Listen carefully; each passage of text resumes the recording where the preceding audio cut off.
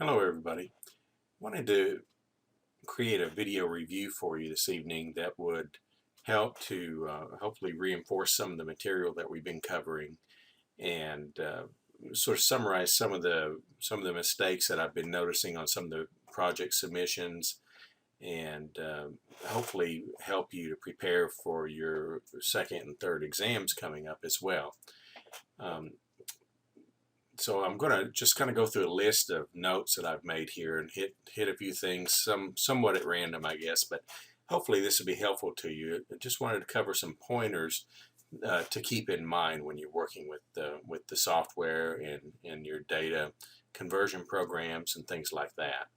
On our momentum page in the week 10 materials, I posted a file last week for you called Guidelines for Using ArcGIS Part 1.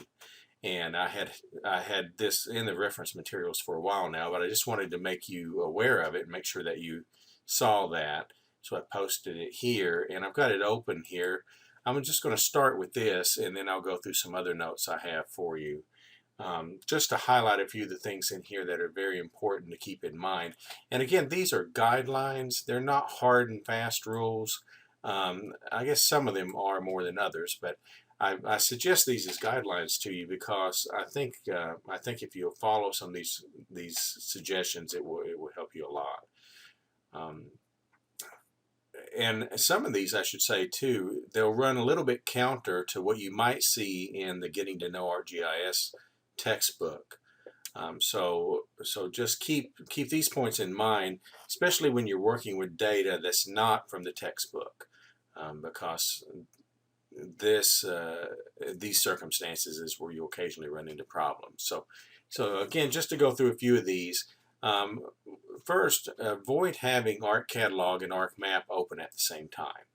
Now, I know in the book, I believe they had at least one of the exercises, they've had the ArcCatalog open over to the side there in ArcMap. And while that in theory should work fine, and usually it does, there's some things that can come up that trip you up along the way if you have both of those programs open, especially when you're just learning GIS. Because we tend to make mistakes, all of us do, even when you've done it for a long time. I mean, I've done it for years and I still make some of these mistakes myself. Um, but having both of the programs open sometimes can cause a conflict, especially whenever you are, say for example, you accidentally open a data file in ArcMap before you define it in ArcCatalog. Then we'll have a tendency to leave ArcMap open, remove it from the project, and go into ArcCatalog and define it. Then you pull it back into ArcMap, and sometimes it doesn't change. And that happens sometimes because of the memory in ArcMap will still retain the old version if you keep the program open. That's just one example that I've seen. So as a guideline, again, try to only have one of the programs open at the same time. The only exception would be if you're following the instructions in the book and it's telling you to have them both open. Otherwise, again, try to only have one open at a time. Let's see. Yes, and this is really important here. Always, as a guideline, try to have file names and folder names with 8 characters or less and with no spaces. You'll get good at abbreviating names this way. It's not a hard and fast rule on the 8 characters, but where it becomes a problem specifically is when we work with certain types of raster data that we'll be doing here soon, like such as DEM files and things like that. There are still routines, some of them built into the ArcGIS program, as well as some of the utilities that we'll use and run into that are sort of based on the old DOS days of programming, and they like what we used to call as DOS or ASCII type formatting, where you only had you could only have file names up to 8 and sometimes 10 characters in length, and it wouldn't recognize spaces. Well, most software nowadays doesn't have that problem, especially with all the Windows software that we have out there. But there are still routines occasionally that you'll run into that does cause a problem.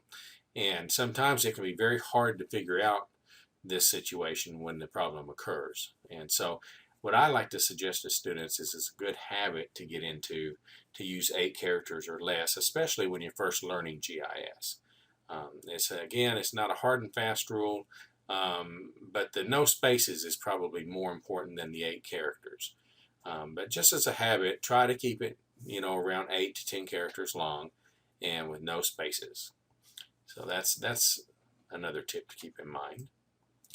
And here we say, plan in advance for organizing how you're going to store your GIS data files, and use archives when possible. And remember, in the exercises, if you followed them to the letter, you'll notice that I oftentimes will suggest you make an archive folder, and I'll tell you the folders to create in advance. Where as you progress with your skills, you're going to want to learn to do that on your own without the instructions being there to guide you to do that. It's just a good practice to get into. And let me open up my Windows Explorer on my end so that you can kind of see what I mean. And what I would do, I would strongly suggest, if you haven't already done it, hopefully you have, but on your C drive, and you notice I'm on the C drive, I'll highlight it with the mouse up here, directly off of the C drive, create a subfolder called GIS 101. And that's going to be our class working folder. And what we're going to do is store all of our work, except for the exercises out of the ArcGIS book, which has its own set of subfolders. We're going to store all of our exercises or any projects, exam work, and things like that in this folder. And this is very important. In fact, I would venture to say let's just make this a rule because it will save you a lot of aggravation. It will save me a lot of aggravation as well, because when I'm grading and looking through your materials, if you've got them stored in other places, then it doesn't copy well over to my machine. So for example, let's look in here in GIS 101. You'll see I've created an additional working folder for each of the exercises that we worked on. And I named them in such a way that I kept them 8 characters or less. And I added one called base data, which I think I had suggested earlier in the semester you might want to create just to store data that you download that you might reuse. And remember, especially those of you in the 210 class will notice this, but I believe we covered it in here as well, where you could download some of the sample data I had posted on the data sources section of our content page. And you'll see I've got the counties and the various quad indices, city files, state files, and so forth stored in here. These are just files that I might want to reuse in another project or something. It's nice to have a base data folder. But now when you're working on the exercises where you're given specific files to obtain and stuff, you'll want to store those within those subfolders, not in your base data folder. Think of your base data folder as a good place to store project material or practice material that you might want to use. So in our last exercise, exercise 3, if I go into that folder, you'll see where I had created the subfolders here that I suggested in the exercise. Now you want to do these ideally before you ever start working in ArcGIS. You can use Windows Explorer, and it's very important to get used to using Windows Explorer because it's a really powerful tool that comes with Windows, and it's just critical to helping you to manage your files and folders and so forth. And you can go in here and you can always right click and you can click on New and Folder, and you can create any folder that you want. Give it any name that you want. You'll notice in here, I'm going to delete this one because it went ahead and created that.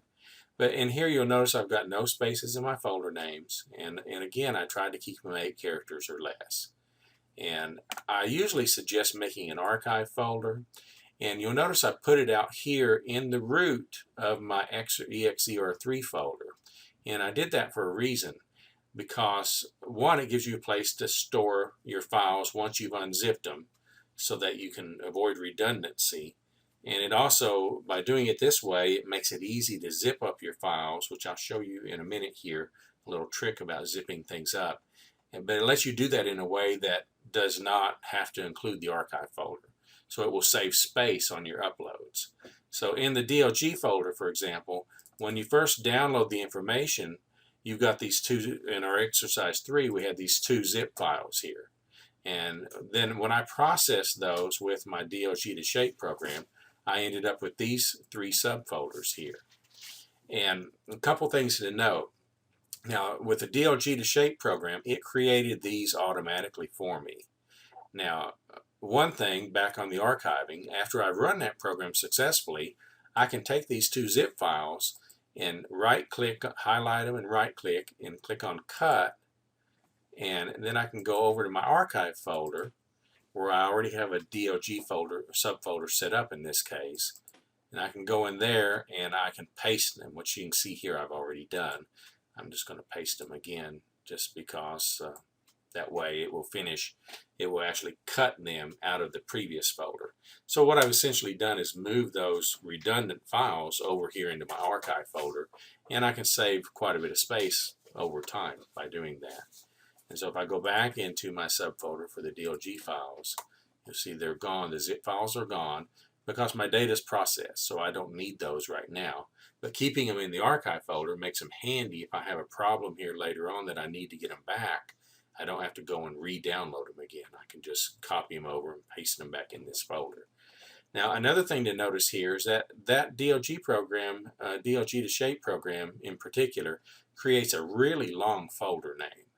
In fact, it's almost it's kind of ridiculously long in a way, but there's a rationale behind it. If you see the scheme here, it first gives you the quad name and tells you the state that it's in, and then it tells you the type of DLG files. So I can look at this subfolder and I know that it contains files relating to roads and trails for the Crossville, Tennessee quad. Now this code number here on the end is related to the code number that was attached to the file when I downloaded it. So all of this is good, and you can keep it this way. It will run just fine. Notice, by the way, the program did avoid putting any spaces in here. They use underscores where there would be a space. So that was nice. And because it's a vector file rather than a raster file, I'm not likely to run into any problems using this in a project. So it's okay to keep it this way if it helps you to keep it organized. I myself like to abbreviate it a little bit though, and it just kind of cleans it up. So we consider this optional. But if you do abbreviate it, try to do it with some kind of a naming scheme that helps you to know what's in that folder. And the other important thing here is never change the name of a folder once you've used the files within it in a project. So in other words, if I were to create my ArcMap project, go into Arc Catalog, define these projection for these files, then go into ArcMap and use them in a project and save that project, I wouldn't want to come back here and say, oh, this is awful long, let me just shorten it a little bit. Because if I do, I'm going to break my links to the MXD file and the project file. And what happens when you do that is you end up with the dreaded red exclamation marks that we've all seen. And then you have to repair that data and so forth.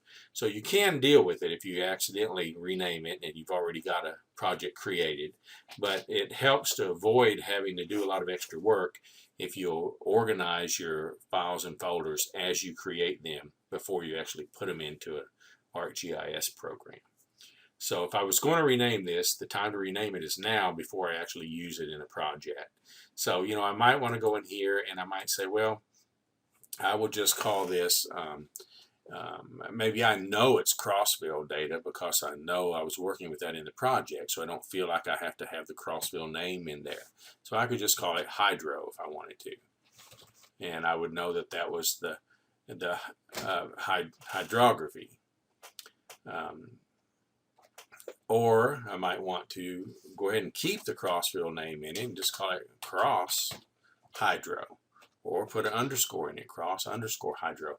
Whatever helps you to kind of keep up with what it is. And again, this is optional here because it is vector data and you're not really going to run into an issue with that. But I suggest it here just as a practice that you might want to get in the habit of doing. And so in my case, I'm just going to call it, I'm just going to go ahead and call it, let's call it Hydrog, Hydrog. and that keeps it 8 characters or less. I know it's hydrography, and I know I was working with the Crossville data for this project. So again, this is optional. I'm just trying to make a point here about the fact that you can rename these folders, but you need to do it before you use it in the project if you're going to do that. So I can call this one RD underscore trail for roads and trails. And the unzip folder, remember, is empty. So we always can delete that once we're done. We don't even have to leave that in there. And now we've shortened our folder name drastically and makes it a little more manageable.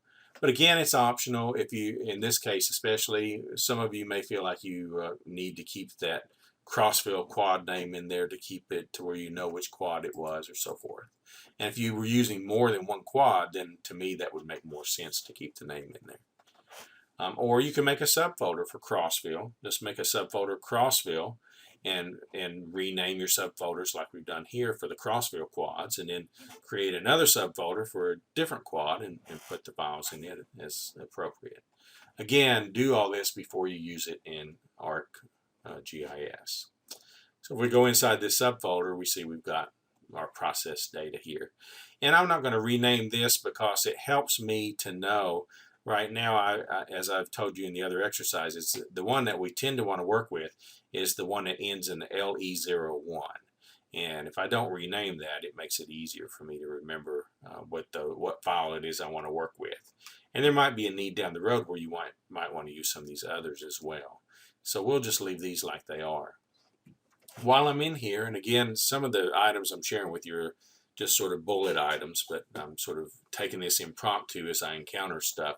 But I wanted to point out, we're always looking for the metadata, and ideally you want to find the metadata when you download your data files from the internet. You want to at least make a note somewhere on a piece of paper if you have to, or what I like to do is somehow embed the project information in my folder name by abbreviating it, like UTM 1983 or UTM 83 or something like that, or SP for state plane might be SP 27, something like that.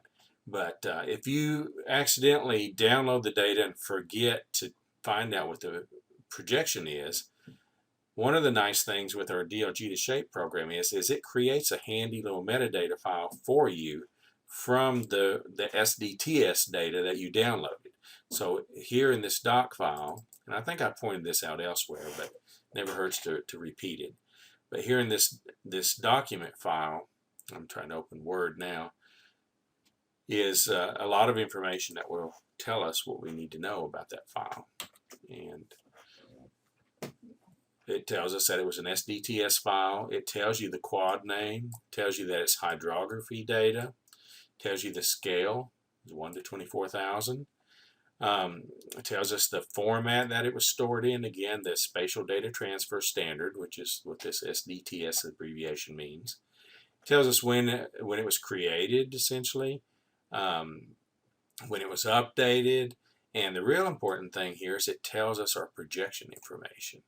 And so it tells us it's in UTM, and remember the NAS is typically you'll see either NAS or NAX for X-ray, and the NAS, like in SAM here, stands for a datum of 1927. So anytime you see NAS, you know that your datum is 1927. And then we've got the zone here. Now if you see an NAX like X-ray, remember that's a 1983 data. So just kind of keep that in mind, and that will help you in cases where you maybe forget to get the metadata or you don't see it. Sometimes we'll download data and they just don't have the projection information with it.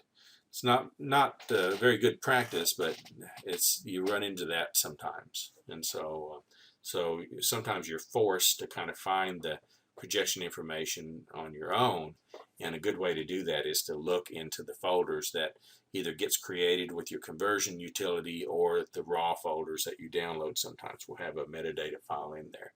They won't always end with a DOC extension. Sometimes they'll end with other ones like a MHT, or I'm trying to think of some of the other ones that are out there. drawing a blank right now, but anytime you see something that's a text file or something like that, check it out because sometimes that will have metadata in it. Okay, now let me back out, and just again, worth repeating, be sure that you have a GIS 101 subfolder off of your C drive for the class. And within that folder, you'll make subfolders for the different exercises that we're doing. And you'll have one this Wednesday when we do our exam. You'll notice on the exam it will give you instructions to make an exam 1 folder within this GIS 101 folder. So you're going to want to be sure to do that. And then follow the instructions on the exam will tell you other subfolders that you need to create within this one. So all of this is good project management. It's good. It's a good habit to get into, and you need to do most of this kind of work before you ever use your data in any of the GIS programs, because that way you'll avoid breaking your links if you do that. Now another reason to do this, still on project management, is it helps you if you need to move your data from one computer to another, which is essentially what you're doing when you upload materials to the class Dropbox. So you upload the materials to the Dropbox and I download them and put them on my computer. Well, I'm going to put them in a GIS 101 subfolder, and I'm going to put them in the working folder within that GIS 101 folder that I specified on the exercise or the exam. That's where I'm going to put your file. And then I'm going to unzip it and try to open it up in ArcMap. If it doesn't open up in ArcMap, then I have to go in and repair that data, which I've been doing on a few cases because I realize that everybody's just now learning this. But by now you should be getting used to it. So on the second and third exams, just to let you know, a little heads up is I will deduct points if things are not stored in the proper subfolders, because this kind of forces you to make sure that you're following those instructions and doing that. And again, I don't do this just to be mean. I'm just trying to help you get in the habit of good data organization and good project management. So be sure to follow the instructions precisely on the exam, and realize that any data that is not stored where it's specified on the exam will have points deducted. Another thing that will happen is if you have extra files, if you create extra files or redundant files and things like that, I'll count points off as well. So be sure that you kind of clean with your data, that you don't throw in unrelated data and put extra data where it doesn't belong and things like that. And the same thing with missing data. Of course, if you're missing files, then I won't be able to open them and I won't be able to give you credit for them. So be sure that you put all of your data in the proper locations in these folders and subfolders that's specified on the exam or the exercise or whatever it is there. And again, this will get you in the habit of doing that on your own as well, because even though we don't do a project in this class, most all of the other classes we do perform projects. And on those, you'll really want to get in the habit of organizing your data and creating the subfolders and so forth. So this will help you in those areas as well. A couple other points that I've found in my notes here to mention. I mentioned a little while ago how you can rename a folder or subfolder before you use it in the GIS program. Again, always be extra careful you don't put any spaces in there. And it's really easy to do that. Like in this EXER3, it's real easy to put a space after the R, between the R and the 3. And it's just instinctive. And so you have to watch that. You might have practice 1. And again, it's real easy to put a space before that 1. It's real important that you don't have any spaces in there. So always check before you use your data in the GIS program and make sure you don't have any spaces in the folders. The files, again, it's also a good habit to avoid spaces in those if you can. If you have to have spaces, the vector data is safer to have a space in. But again, just try to get in the habit for now of not having any spaces. The only place where it doesn't seem to ever be a problem to have some spaces is in your MXD file. When you save your ArcMap project, it doesn't seem to be an issue having a space in there. That said, to me, it's just, again, good habit to just go ahead and follow the guidelines with that as well and try not to have any spaces in it, especially for now in the beginning stages of learning GIS. because it just helps to rule out any possible errors. When we have a problem, a glitch that comes up, something unexpected, we're trying to figure out what the problem is. If you don't have any spaces in those file names or your project or your folder, that just rules that out as one possible error. And so it helps, especially in these earlier stages. Later on, you feel a little more adventurous and you have a little more skills and background at figuring out problems and stuff, then it might be a little easier to go ahead and violate some of those guidelines, so to speak, because really and truly they only creep up in certain cases, and it tends to happen more when you're working with some of the raster data like I mentioned earlier. But again, for now, just it's a good rule of thumb, I think, just to try to avoid those spaces. Also, watch for strange characters or strange parts that might pop up in your names. We recently had a case, one student, and it was really great, she figured this out on her own. After I looked at it and she had looked at it, and we tried to figure out what was going on. And lo and behold, her data files had a space in them. And because they had been downloaded multiple times, Windows will sometimes rename a copy of a file. And it might put like a number 1 in parentheses at the end of your file name, and then you make another copy, it puts a number 2 in parentheses at the end of your file name.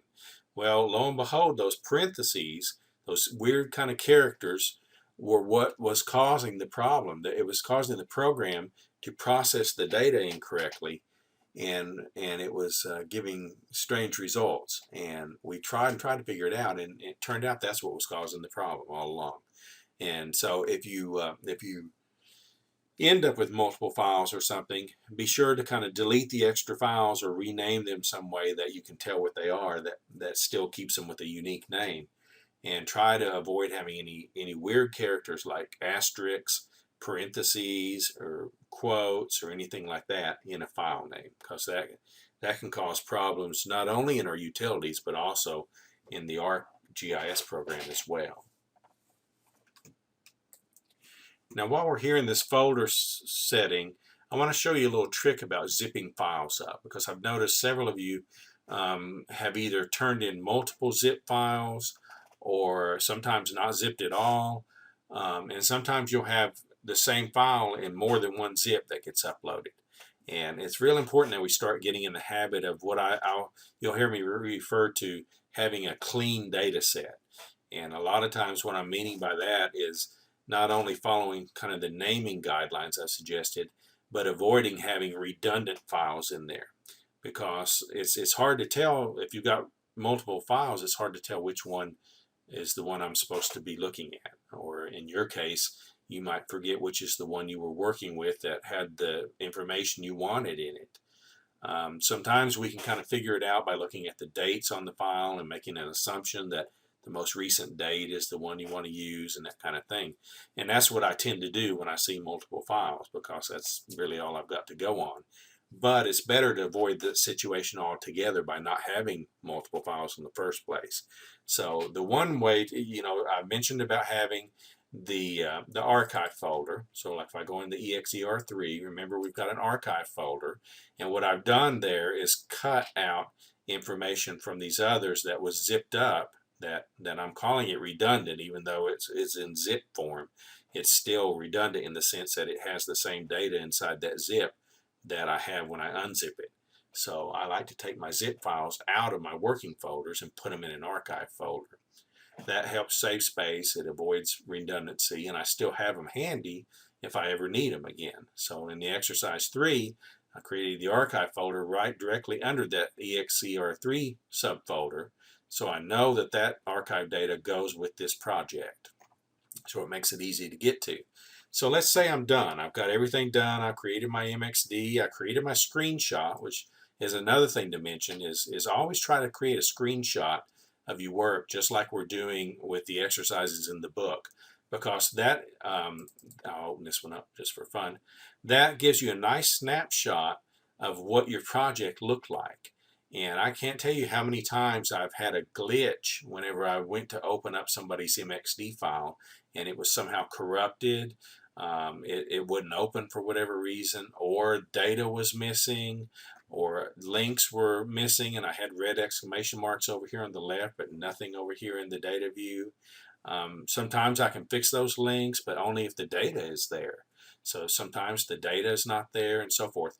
Having this snapshot lets me see what you created, so I can see your work, and it helps you as well because it reminds you of what you did in that project. Now, it's also very handy because I can open it up like I did just then without having to even open ArcMap up at all. And it's a lot quicker because a JPEG file will open up really quickly on your machine, and you can zoom in and it's pretty sharp, so I can see the detail. I can move it around. It's got a lot of advantages, and it again, it just keeps you from having to wait for the project to open in ArcMap and all of that.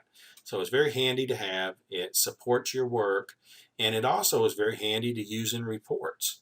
So I can take this image and I can copy it and paste it in a report I'm making or anything like that as well.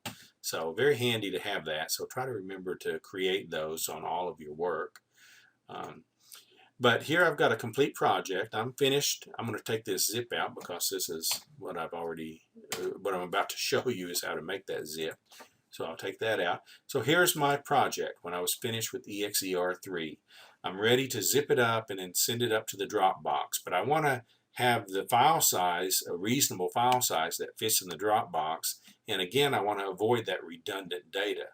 So I've taken the step of creating my archive folder, moving all of my zip files into that, because I don't need to upload those, because I just need to upload the actual files that I created from the zips and on my own created.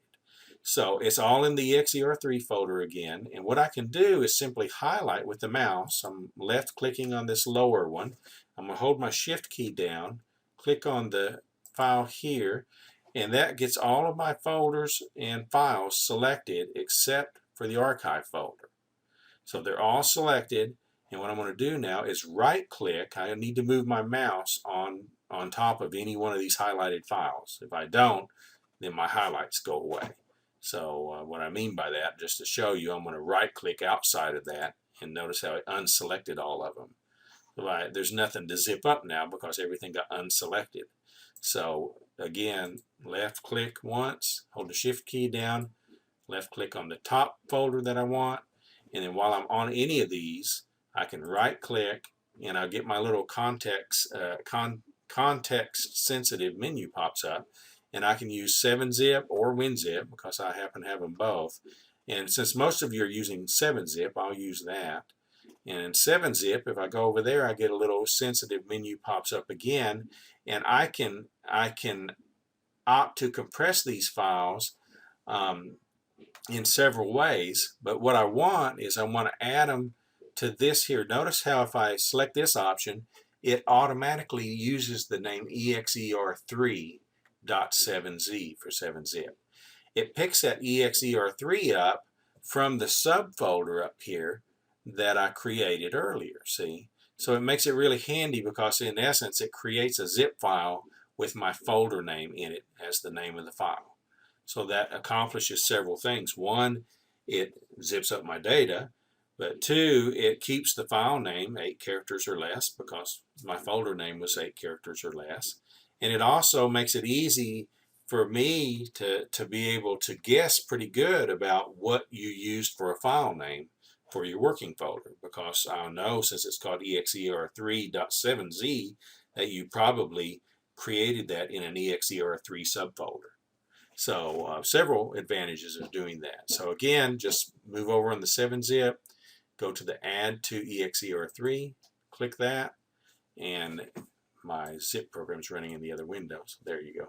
Move it over where you can see it.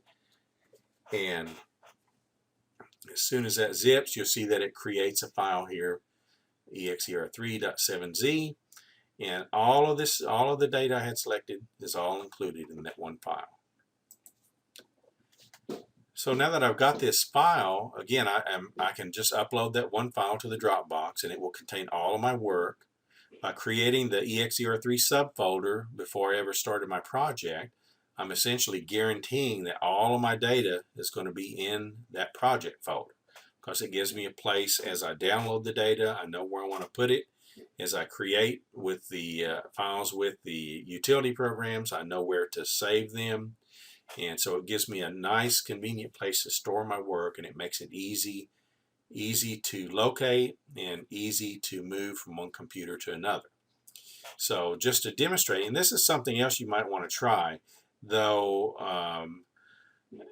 be careful when you do this. I'm going to test this zip file out to make sure that it worked.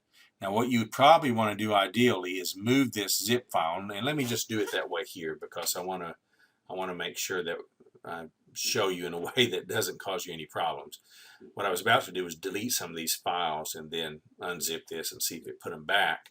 But if it didn't work for some reason, then I would have lost all that data because I would have deleted it.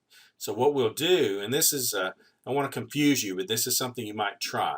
I'm going to go back out to my GIS 101 folder, and on this EXER3, I'm going to rename that.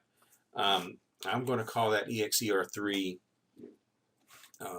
BACK for backup.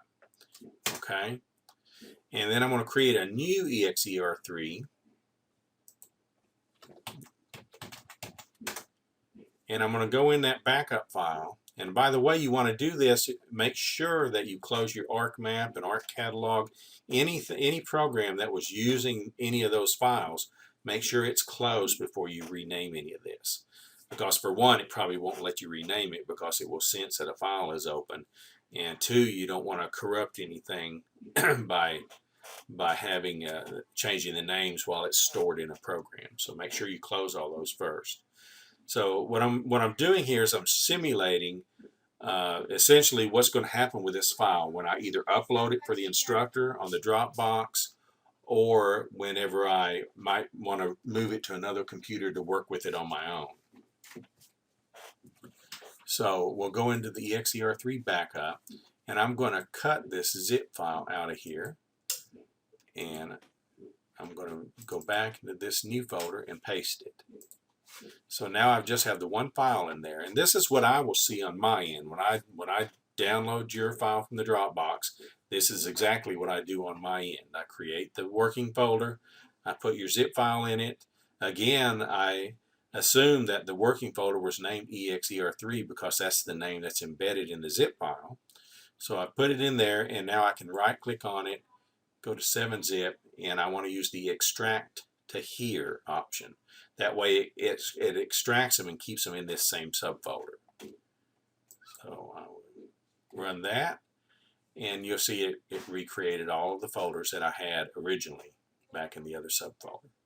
So on my end, I do this, and I save the 7-zip file to another folder for archiving, and then I delete it out of this folder. And I'm back essentially to where you left off before you zipped everything up.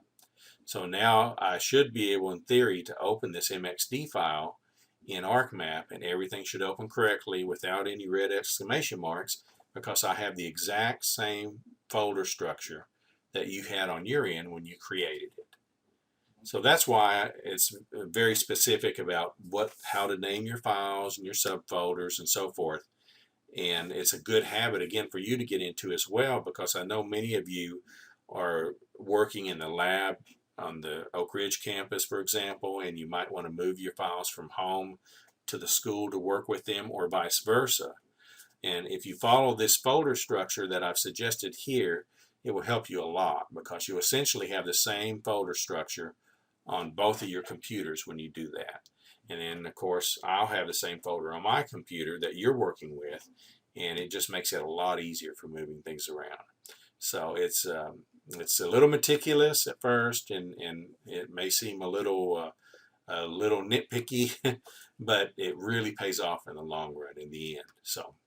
So again, to zip things up, all you have to do is select the material you want to zip up, right click, go to the zip program, add it to the option that gives it the name that's the same as your folder name. And you don't even have to type any names in if you do that. You could always just zip it up and tell it how to name them as well. But I like to do it this way because it makes it real quick and easy, and it's real logical because again it gives me the name that I know I used for the folder name. So it's another good guideline to follow. And then you can upload that file. It by not including the archive folder, it avoids redundancy, and again it ensures that all of the data that was used in the project gets included in that zip file. And I don't have to create multiple zip files by doing it that way neither.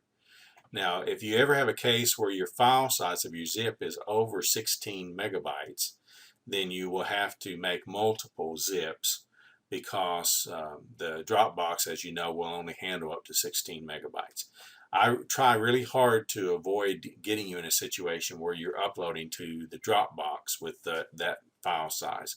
But every now and then, I think maybe on exam 3, I'm not sure, last year we may have run into it, but every once in a while you'll have to make more than one zip file to upload because of the file size. That should be the only time though that you have to make multiple zip files. But just for an example, while we're looking at this, let me delete this zip file. And let's just assume that these files and folders were more than 16 megabytes. They're not in this case, but we're just going to assume it was for some reason. And what you would want to do is pick the one that tends to have the largest file size in it. And usually you'll know it's going to be one of the raster folders.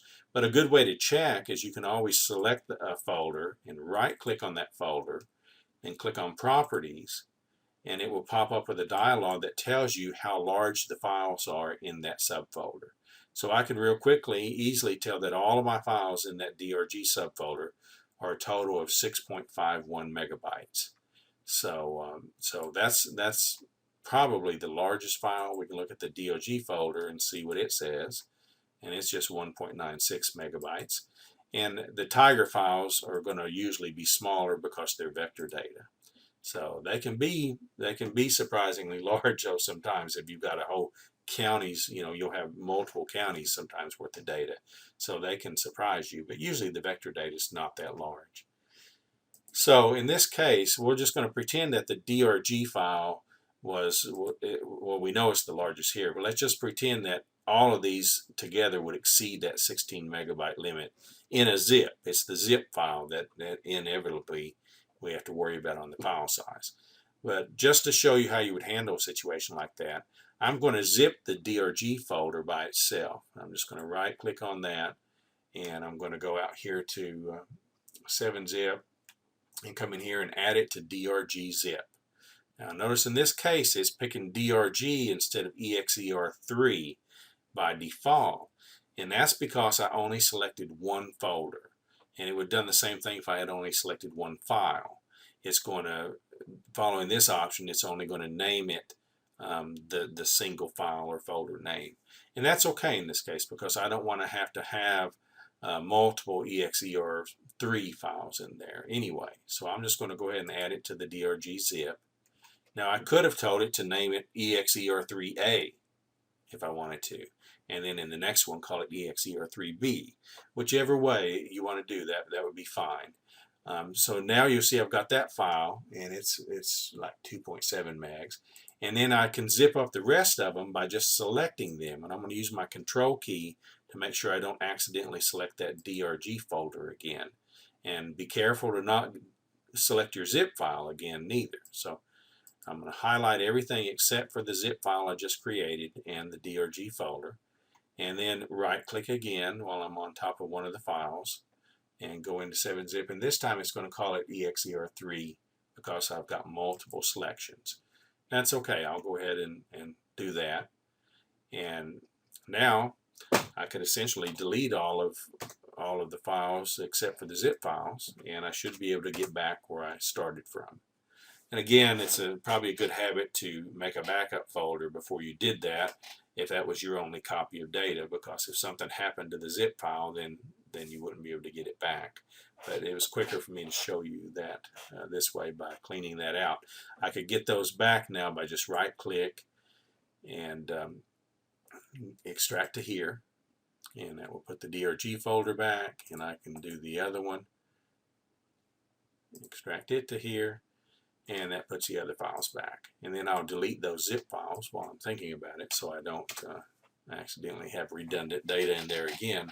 I might want to zip those up again for some reason. If I didn't delete them, I would zip up a zip file, which you want to try to avoid that for sure. So again, that's just some tricks on how you can do the zipping. Hopefully this helps rather than confuses you. But I noticed that several people seem to be having a little bit of trouble doing some zipping. So give that a try and see if that helps. Now I want to say just a couple things about downloading data, and in a minute I'll mention a little bit about projections as well. In this class, we tend to use the Tennessee Spatial Data Server quite a bit, and we also use the Data Depot site quite a bit. On the data server, Tennessee Spatial Data Server, you don't have to have an account or anything. You can just go there and download the data without logging in even. And remember, it's in the data collections. And they have a variety of data here. You'll remember we've mainly been using the raster data.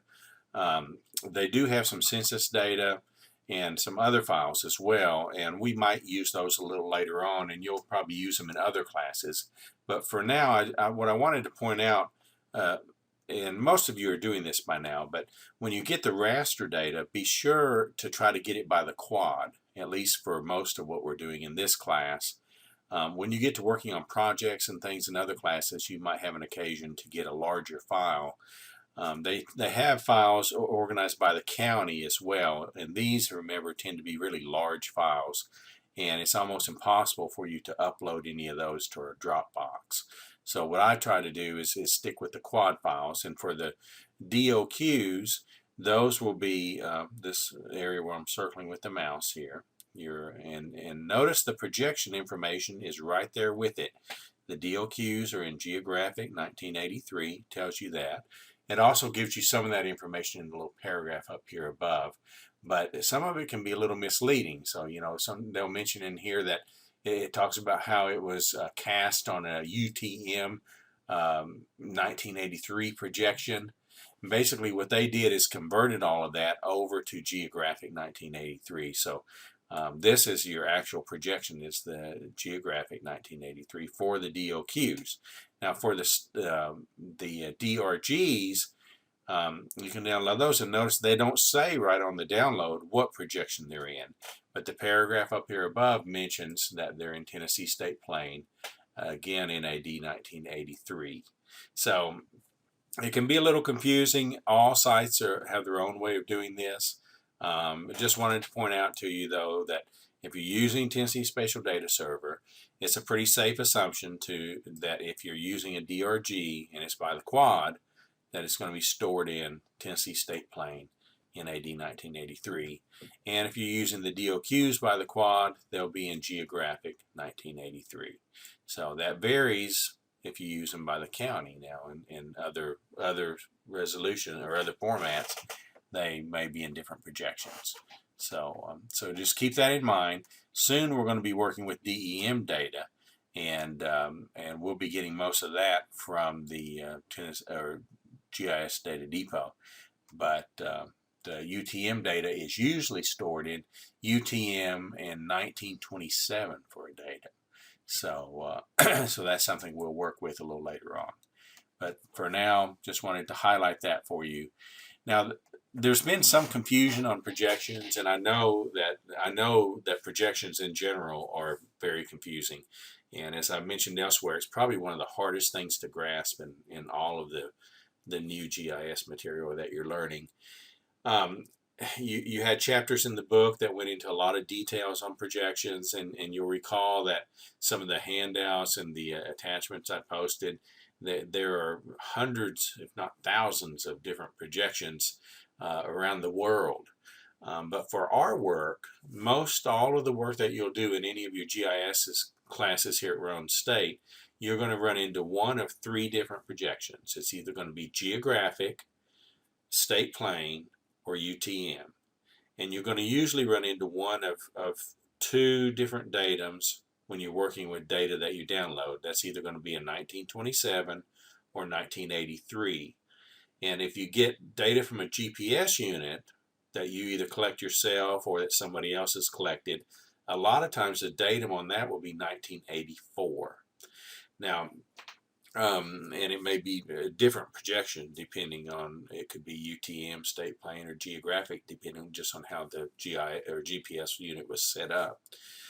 But the other thing to keep in mind is that your first step when you get this data is to define it in ARC Catalog. And it's very, very important that you don't try to open it up in ARC Map and just see if it will, quote, work before you go in to try to define it. I know it's a hard habit to get into, but if you do it here early, it will make it a lot easier for you later on. Just as a rule of thumb, I like to download the data I'm going to work with and then open it up in our catalog and see if it has been defined or not. If it's not been defined, then I'll define it with the projection information that you got when you downloaded the data. And most of you, I think, are used to it by now. You'll remember that you have to define it in the format or the projection that it was actually created in where you downloaded it from. Not what you can't just say what you want it to be in at that point. You have to define it in what it was actually created in from the site that you downloaded it from. Okay, wherever. So again, in this case, the DOQs, I have to define it as geographic 1983. And the DRG, if I get the quad base, I have to define it as Tennessee State Plane 1983. We've had occasion where we've downloaded DLG data from the data depot. And you remember on that site, I'm going to go over there now, you have to log in to download data. You can either advance to the data page where you want to download it and log in, or you can log in here on the home page by clicking this login button right here. I'm going to just advance to the data page because I'm not actually going to download it here. I just wanted to show you again. If you move over, you can move to the state that you're interested in. Click on that map, and you're usually interested in the county-wide data, and all of the work we're doing is county-wide, and it's actually by the quad, but you have to narrow it down to the county first. And I believe we did one exercise here on Crossville area, so that was in Cumberland County. And so we'll go down here and click Cumberland. And they have a lot of different data types, and we're gradually working with more and more of these. You now are familiar with DRGs. They have DOQ data. Of course, they have the DLG that we've used the most, and they even have some of the Tiger data and stuff in there. We'll work with more of this data over time in this class and other classes. Here you'll see they have the NEDs as well, which is like the DEMs. We'll work soon here with the actual DEMs pretty soon. But in the DLG, make sure you're getting the 24K for now. That's the 1 to 24,000. And if you're looking for data for a project in another class that is a big area, you might want to go with the 1 to 100,000. But for most of our work, we're doing the 24K. And in this data, once you download this data, it tends to be stored, remember, in UTM 1927 datum. And so in that case, you have to define it as such. But in that case, you might then want to reproject it into something that is a 1983 datum. It could be UTM, state plane, whatever you wanted. You have to just you define it first in UTM 1927, and then you decide what you want to reproject it into. Usually I'll keep the same coordinate system, it's just the datum that I will change. Now remember, when you reproject it, you also have to set a geo transformation. And remember, you'll want to go with that NADCON, I believe it's NADCON 83, and that will apply a geo transformation on the 1927 datum to make it proper for the 1983 datum. Now, when you're creating their ArcMap project, remember you usually want to define a projection for the data frame as well. And then the rule of thumb is you just want to make sure that any data you load has the same datum. If it's got a different coordinate system, as long as it's defined, remember ArcMap will take care of on the fly reprojecting it. And so that will be fine. But your datums, you want to try to match those up as best you can. Now, I've noted elsewhere that it's okay if you've got a 1984 datum and a 1983. Those are so close to identical that you don't have to do a transformation or reprojection on those, but you might want to. If you don't do it, you'll get a little nag screen that pops up that warns you that basically the data are in different projections. As long as you're aware that it's 1984 versus 1983, then that's okay. What you don't want to do is tell that little nag screen that pops up to not pop up anymore. There's an option you can do that, because you want it to pop up, because you want it to remind you that it's the data are in different projections, because sometimes you might accidentally forget and try to load a different datum in there. So, and then another rule of thumb to follow that I don't think I've mentioned before is try to avoid reprojecting any kind of raster data if you can.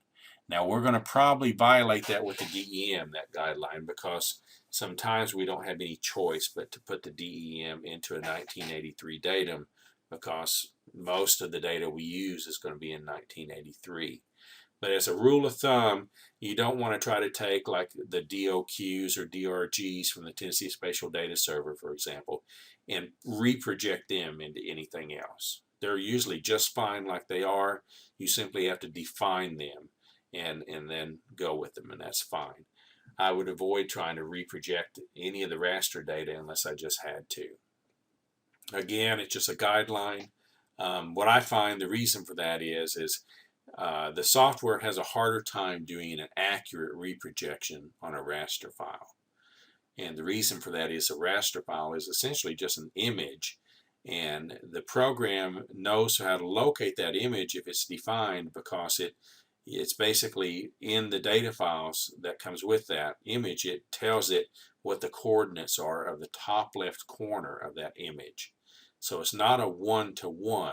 When you apply a reprojection on that, it essentially redefines where that corner is, but it does not always actually warp the image in any way. It would just define the corner and tell it what coordinates to use, but it doesn't apply a true transformation on the image. And so sometimes you'll get a little incorrect shift whenever you try to reproject a raster file.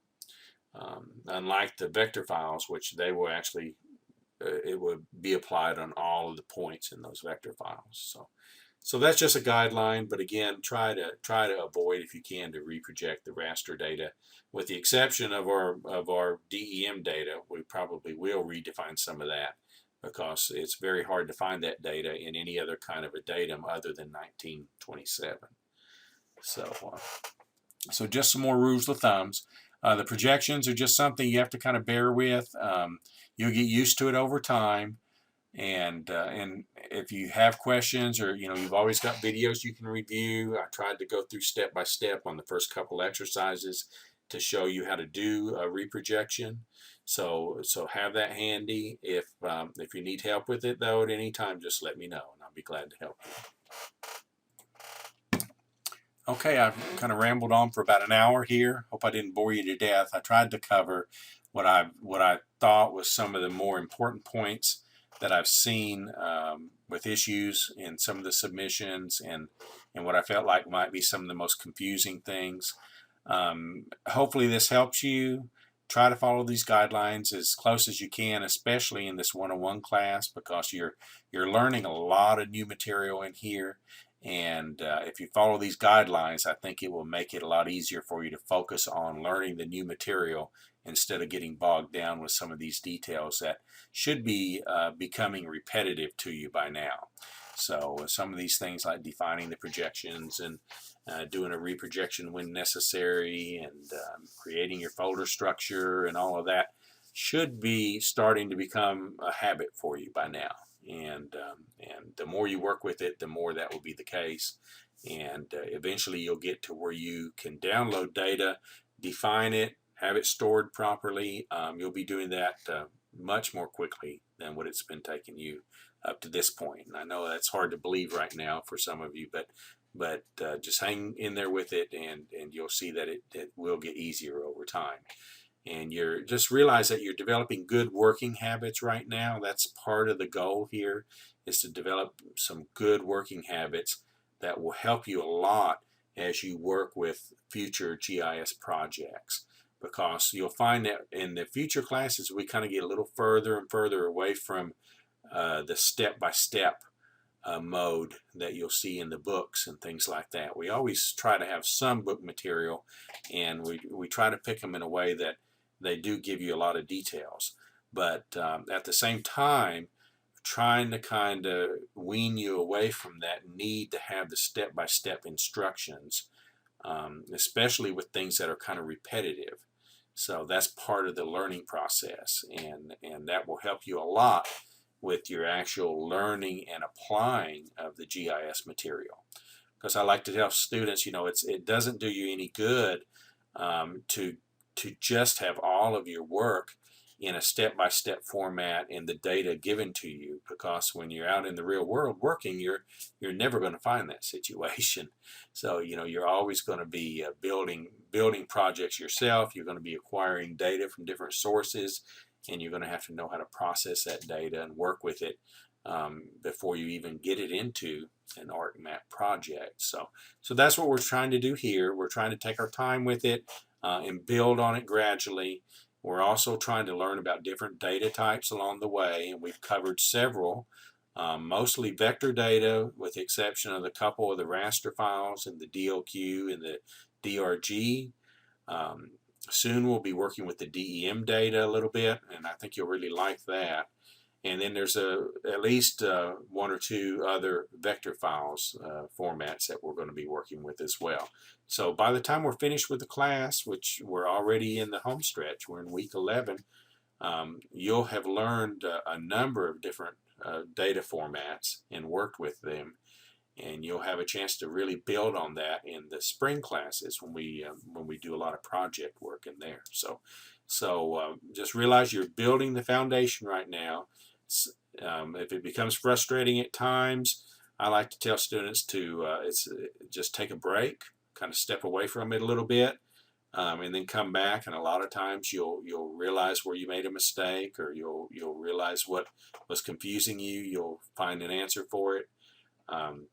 But the main thing is just hang in there with this stuff and keep practicing with it, and it will get easier, I promise. And if you run into something that really stumps you, that you just can't figure out, don't hesitate to let me know. Send me an email. Remember, we also have a tutor. Dell Absher is available to help. You can make an appointment to see him if you're to where you can go to the Oak Ridge campus. But again, don't hesitate to contact me if you have any questions, and I will do my best to help you. So I'm going to leave it at that. Good luck on the exam. If you need to re-listen to this video another time or two to pick up some of the guidelines, that's fine. Remember, I've got the little tip sheet as well for you, and I think you'll enjoy the exam too, especially if you apply some of the guidelines that I've mentioned here, especially with the files and folder naming structures and that kind of thing. Just be sure to follow the exam step by step.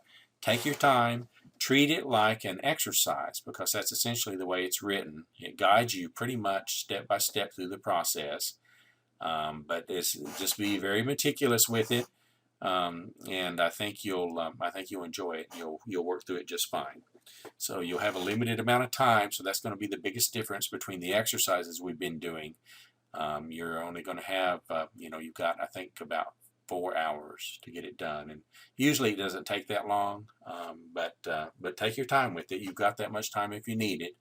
One caution though, be sure to stop about, I usually tell people 15 to 20 minutes to be safe before the deadline, to make sure you've got enough time to properly zip up your data and upload it, because realize that a lot of people are going to be uploading probably about the same time, and so it might bog down just a little bit. So give yourself enough time to get everything zipped up and uploaded, and I would at least start on that 20 to 30 minutes before the deadline, just to be safe.